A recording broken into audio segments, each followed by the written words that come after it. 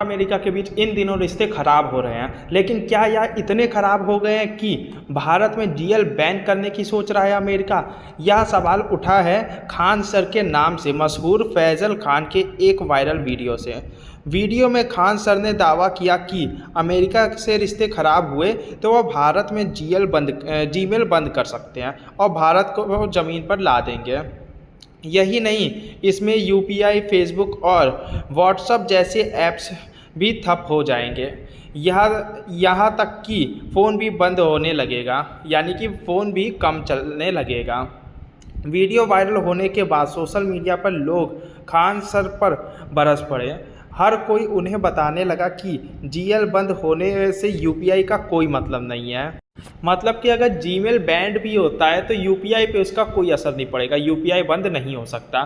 कुछ लोगों ने दावा किया कि जीमेल बंद होने का मतलब है कि गूगल बंद हो जाएगा। गूगल बंद होने का मतलब प्ले स्टोर नहीं चलेगा, प्ले स्टोर बंद होने का मतलब कोई ऐप डाउनलोड नहीं होंगे, यानी कि यूपीआई भी डाउनलोड नहीं होगा। ऐसे में ऑनलाइन पेमेंट सिस्टम ठप हो जाएगा। यह सब तर्क वगैरह चल रहे हैं फ़िलहाल ऑनलाइन के ग्रुप में। इस तर्क के लिए ग्राफ से सवाल पूछा गया। जवाब में ग्राफ ने कहा, खान सर की बात में कुछ गलतफहमी है। यूपीआई और एनसीडीपीआई के लिए अपने इंडियन डाटा सिस्टम पर चलता है। जीमेल या गूगल सर्विस से यह डायरेक्ट लिंक नहीं है। अगर जीमेल ब्लॉक भी हो जाए, यूपीआई ऐप जैसे भीम, पेटीएम इत्यादि काम करना बंद नहीं होंगी, यानी कि ये सारे ऐप काम करते रहेंगे। एंड्रॉयड पर कुछ लिमिटेशन आ सकती हैं, लेकिन खान सर का दावा पूरी तरह से सही नहीं है। ग्राफ की बात सही है क्या? तो वकील प्राची प्रताप के मुताबिक बिल्कुल सही बात है। यूपीआई के इस्तेमाल के लिए जीमेल अकाउंट की ज़रूरत अनिवार्य नहीं है। इसके लिए सिर्फ आपके पास पेमेंट करने वाला ऐप जैसे फ़ोनपे, पेटीएम आदि होने चाहिए। उस पर अपना फ़ोन नंबर डालकर अकाउंट बना सकते हैं। जैसा कि एक यूज़र ने बताया कि यूपीआई किसी पब्लिक अकाउंट पर रन नहीं करता। भारत में किसी भी सरकारी ऐप की लोकेशन किसी पब्लिक अकाउंट पर रन नहीं करती। सरकार के पास अपना डाटा सेंटर है। एनपीसीआई ऐसा ही डाटा सेंटर है जिस पर यूपीआई वर्क करता है।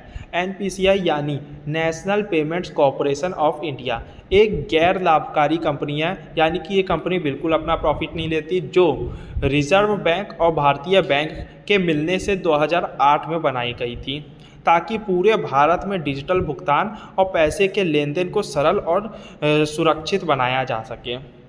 लेकिन सबसे ज़रूरी बात यह है कि क्या डोनाल्ड ट्रंप के हाथ में जीमेल बैन करना है?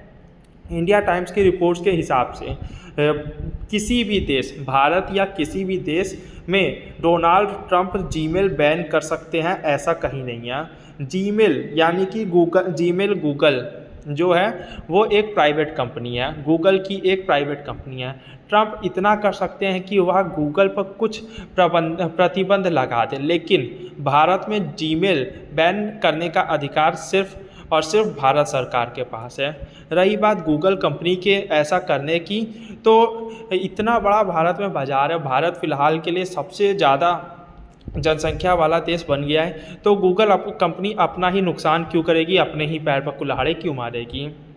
प्राची प्रताप आगे बताते हैं कि अगर अमेरिका के राष्ट्रपति यह ऐलान करते हैं कि विदेशी में जीमेल या गूगल सेवाएं राष्ट्रीय सुरक्षा के लिए खतरा है, इसके जरिए आतंकवाद या जासूसी का रिस्क है, तो वह अंतर्राष्ट्रीय आपातकालीन आर्थिक शास्त्रिक अधिनियम 1977 के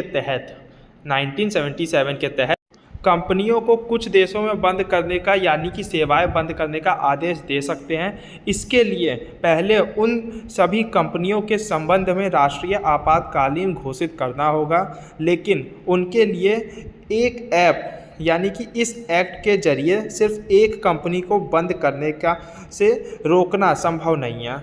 इस वीडियो में इतना ही खबर मिलेगा। अगर ऐसी ही वीडियो चाहिए और भरपूर खबरों वाली वीडियो चाहिए तो यूट्यूब चैनल को सब्सक्राइब कर लेना।